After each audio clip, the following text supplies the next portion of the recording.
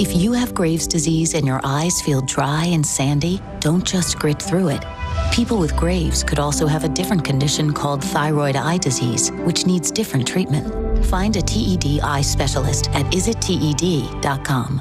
Bring your eyes into the spotlight with Lumify eye drops. Lumify dramatically reduces redness to help your eyes look brighter, wider, and more luminous, radiant, vibrant for up to 8 hours. Lumify.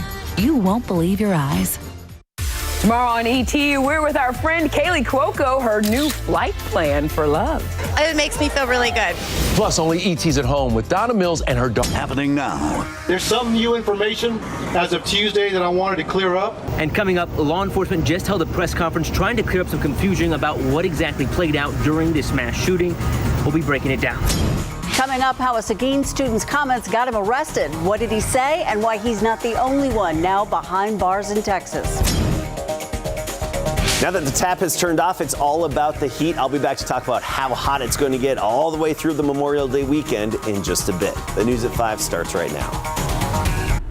And first at 5, as the Uvalde community still healing from Tuesday's tragedy, another sad story hits that town. We have now learned the husband of Irma Garcia, one of the teachers killed at Robb Elementary, has died. The family saying Joe Garcia died of grief following his wife's death. The couple had been married for 24 years. They leave 4 children behind. We are also getting some new images of more of the victims. That includes students Navea Bravo, Alexandria Rubio, and Tess Mata. Remember their names. Photos of 5 other victims have not been publicly released yet. As the days go by, more questions are rising following Tuesday's deadly shooting. And many of those questions surfacing after a video was shared on social media showing parents pleading for law enforcement to enter the school and save their children as that shooting was happening. You're about to see a clip of that video. We want to warn you, you may find the emotion behind it disturbing. You know that there are kids, right? They're little kids. They don't know how to defend themselves. 6-year-old kids in there. They don't know how to defend themselves from a shooter. As people question how this happened and why it happened, and if law enforcement responded appropriately, the Department of Public Safety offering a bit of clarity today.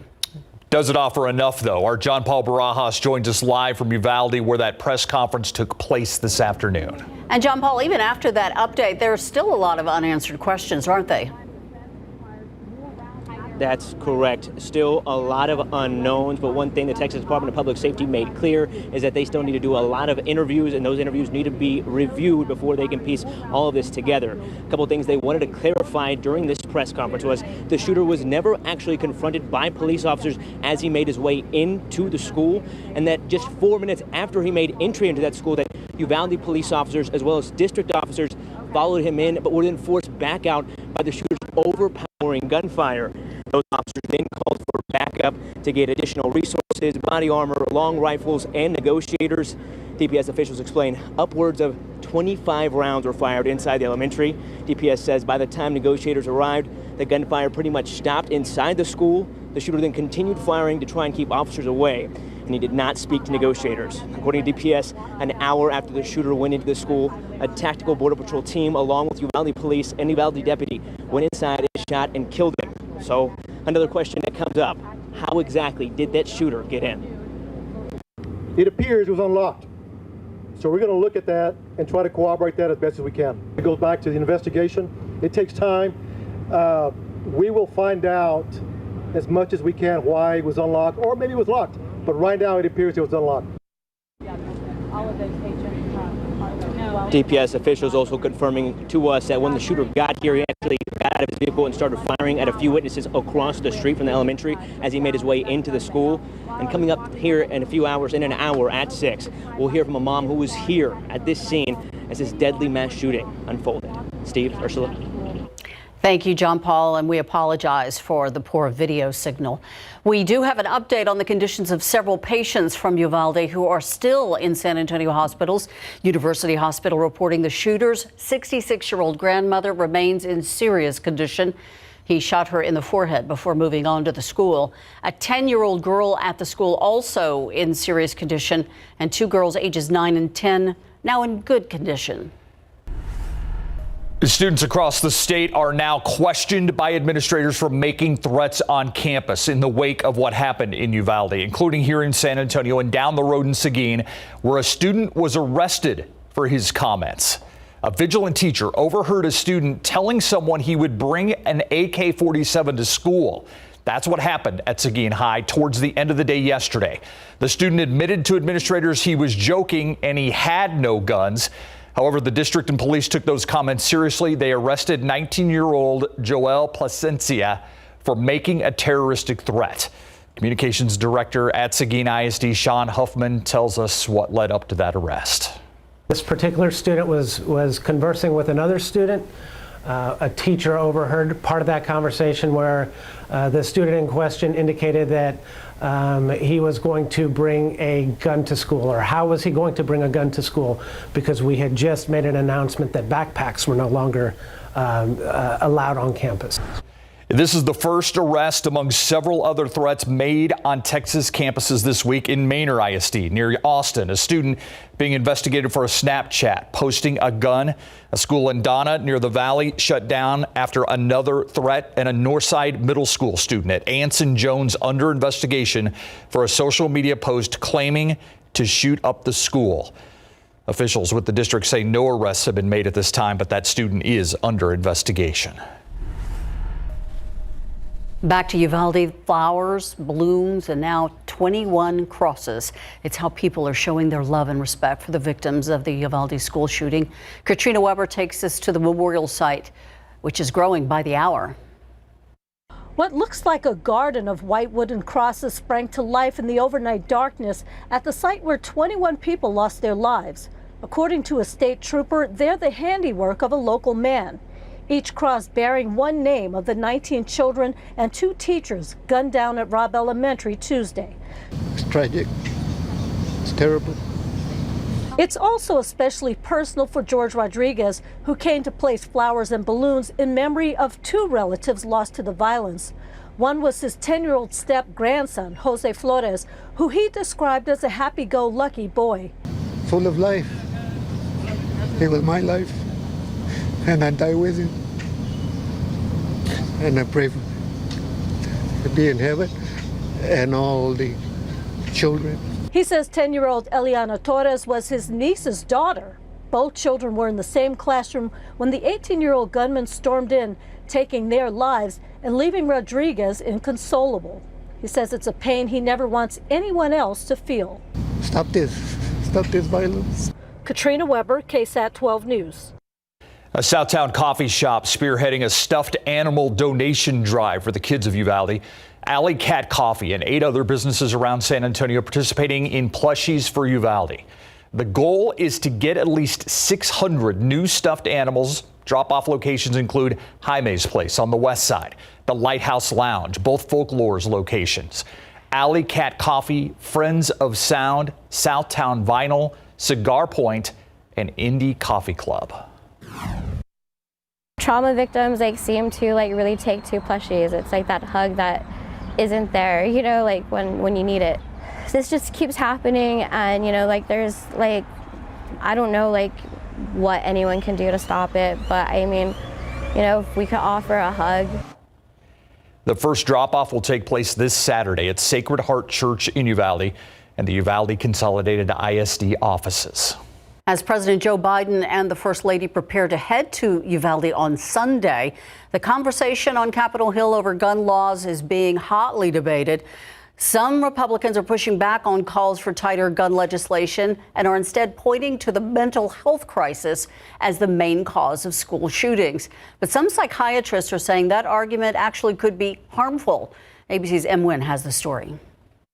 Americans still reeling from the Uvalde school shooting that left 19 third and fourth graders and 2 teachers dead. Texas Governor Greg Abbott insisting guns were not the problem. We have a problem with mental health illness. in this community. But Dr. Adjua Smalls-Monte, an emergency room psychiatrist, says that view is too simplistic and can stigmatize an entire community. Most individuals suffering mental illness do not engage in violent acts, including mass shootings. It's important to understand that most shooters are not mentally ill to the extent where they've lost touch with reality and they do not understand what they're doing. They are very methodical in what they're doing. She says wider access to guns in this country is likely a bigger contributing factor to gun violence and mass shootings. Really, I think the large nature of the killings where you're able to kill 5, 10, 15 people occurs because of the destructive nature of the weapons that people have access to. In fact, as of 2018, it was estimated Americans owned 120 guns per 100 people, making up about 40% of the world's total gun ownership, according to the Small Arms Survey. That number predicted to rise along with the already surging gun violence. Sources tell ABC News that Senate Minority Leader Mitch McConnell met with Texas Senator John Cornyn and gave his blessing to bipartisan negotiations on gun legislation. But Democratic leaders accuse Republicans of being opposed to the gun reforms that polls show most Americans want. Em Nguyen, ABC News, Washington. With the Uvalde shooting just days ago, a northwest Bexar County neighborhood is a bit uneasy after video surfaced of a gun-toting car burglar. A home security video captured a team of thieves actually trying car door handles in a cul-de-sac by Shanefield and 1604. Garrett Berger talks with neighbors. In a quiet cul-de-sac off Shanefield Place, Steve Cantu's security camera picked this up at around 3:44 a.m. Two people going from driveway to driveway, seemingly looking for unlocked cars. But it's the appearance of what looks to be an AK-style rifle in one of their hands that makes the Marine combat vet glad he did not wake up to catch them. He's not experienced. You could clearly tell he's like really young. He would have, just probably pulled the trigger at the drop of a dime. Another neighbor not feeling safe in her home. If that is an assault rifle, with most of us having bedrooms facing the inside of the street, it's very realistic that they could just start shooting and we wouldn't even know that it happened. And it's not just the danger to the houses she thinks about. I could throw a rock to the elementary and middle school that are right over here. While neither of them had a car broken into, not everyone was so lucky. Cantu alerted his neighbor, who came out to find one of her passenger doors open and the inside of her car a mess. My sense of safety is somewhat eroded. We're all, I think, a little bit on edge after the events in Uvalde the other day, and this is just yet another thing that's like, why? A Bexar County Sheriff's deputy told KSAT they believe it was a crew of at least 2 people on foot and 2 in vehicles, and not just in the cul-de-sac. The deputy said it appears the same group tried its luck on several blocks in the neighborhood, getting into at least 2 other cars. And while Zapata doesn't think anything was taken from hers, she's still rattled. Nobody needs to be violating anyone's property like this. There's no need for it. Garrett Berger, KSAT 12 News. A spokesperson for the sheriff's office said that the investigation was ongoing, but that the 2 who can be seen on foot do look like juveniles. They don't have any positive IDs, though, and no one is in custody just yet. The San Antonio police investigating a shooting between 2 drivers this afternoon. It happened on the I-10 frontage road just north of Vance Jackson. Police say they actually found a truck with bullet holes at the scene, but the driver was gone. The other driver and their vehicle had already sped away. Officers don't even know if anyone was hit. Investigators are now trying to speak with witnesses. We want to take a look outside with your traffic authority cameras, and we've got I-10 at Hackberry. You can see a whole lot of traffic there headed into town, or out of town rather. On the other hand, traffic coming in is pretty light. And nothing but sunshine, and temperatures are rising. Now, this morning was unseasonably cool. We were 10 degrees below average with a low temperature of 59 degrees. To put it in perspective, the record low 54. It was the very dry air that we had in place made the difference. Temperatures now mostly low to mid 90s. We're going to crank up the heat a bit more, talk about how hot it's going to get for the upcoming holiday weekend in just a bit. Thank you, Adam. Still ahead on the news at 5, students at a local middle school have found a way to honor the victims of the Uvalde mass shooting. We're going to tell you how one teacher brought up the idea and the message she's trying to convey to her students and others. I'm Myra Arthur here in the KSAT newsroom. South Texas still hurting in the aftermath of the murders of 19 children and 2 adults, 2 teachers in Uvalde. Now, as this investigation unfolds into what happened, still so many questions. The planning of funerals is also taking place. Coming up at 6 o'clock, Alicia Barrera is in the city of Lacoste, where a flower shop owner has received enough donations to provide free flowers for all upcoming funerals. But she still needs help. How you can help get the job done. That story is coming up at 6. Look forward to seeing that story. Thank you, Myra. Honoring the 21 lives lost at Robb Elementary in Uvalde this week. It's what students and staff at Garcia Middle School here in San Antonio did today. This morning, they ran laps for each of the victims. 19 students and 2 teachers who were brutally killed on Tuesday. Teacher Elizabeth Reyes says running with a purpose is part of her routine. She hopes today's run spreads a much needed message with students that they are seen and they are loved. Every day as you come into these classrooms, you just go into a protection mode because those are our children, you know, and I would do anything for those kids to protect them, to make them feel safe. And I knew that's exactly what those teachers were doing. You can read more about today's run right now on KSAT.com.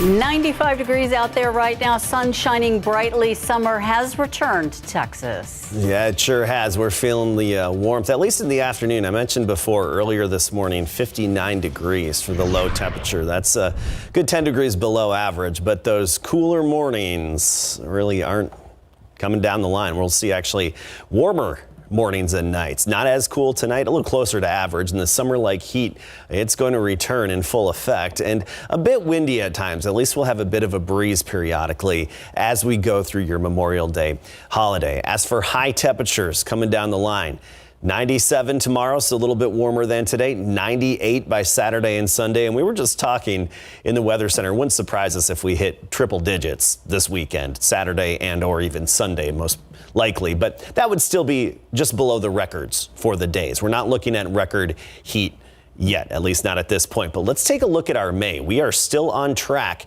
to have the warmest May on record here in San Antonio. You take a look at the past few days, and we actually had a small stretch of average to below average days, but the rest of it, we're going to turn up the heat.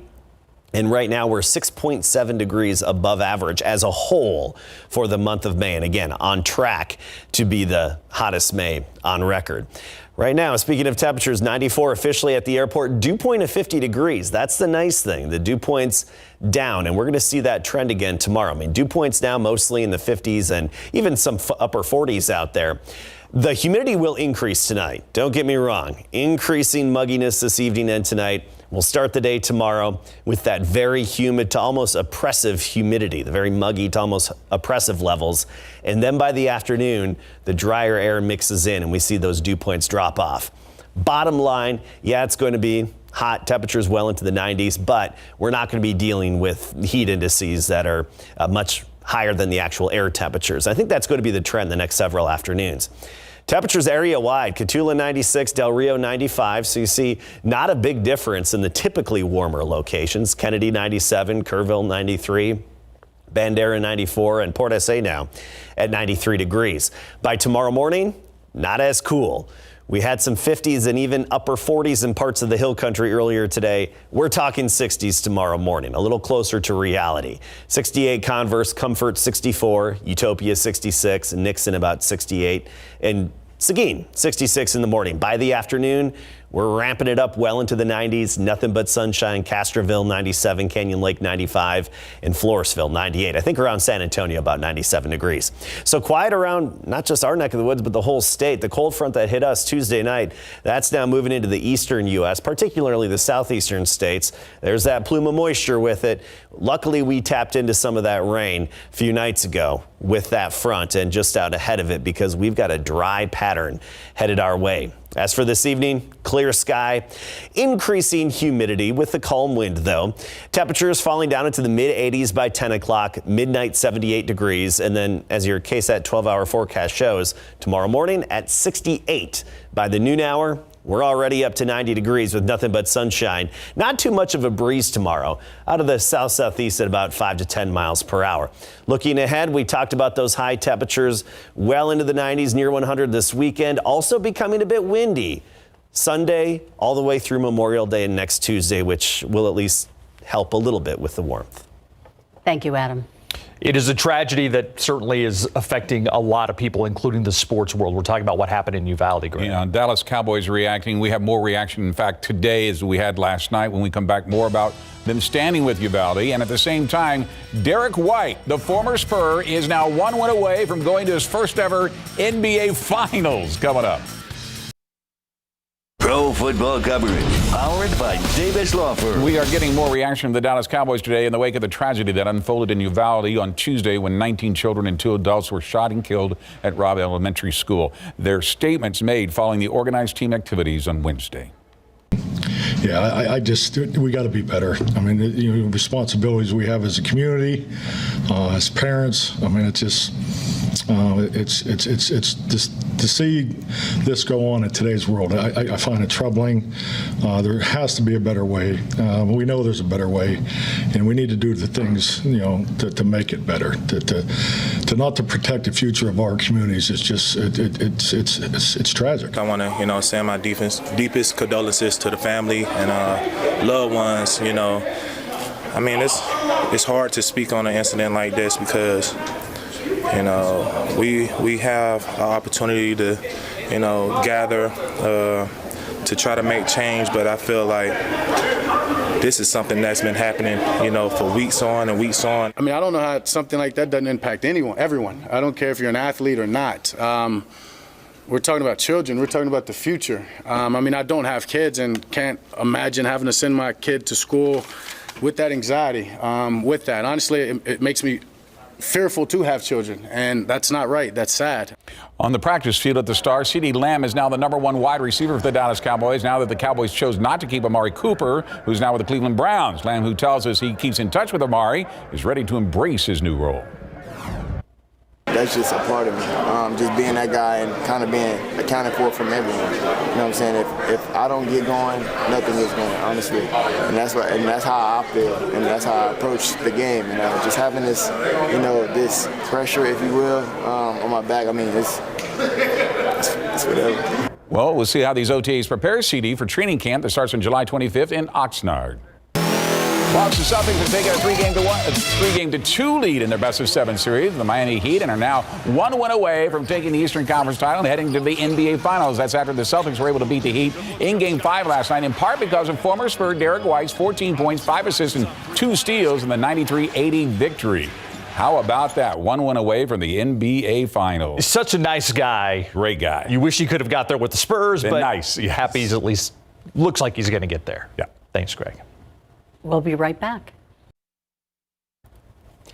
So tomorrow, we start the day in the upper 60s. By the afternoon, we're close to 100 along the Rio Grande, and I think just well into the 90s, mid-90s around town. Timberwood Park 94, Converse 96, Elmendorf 98, and Lake Hill's about 94. Even warmer as we go into the upcoming weekend.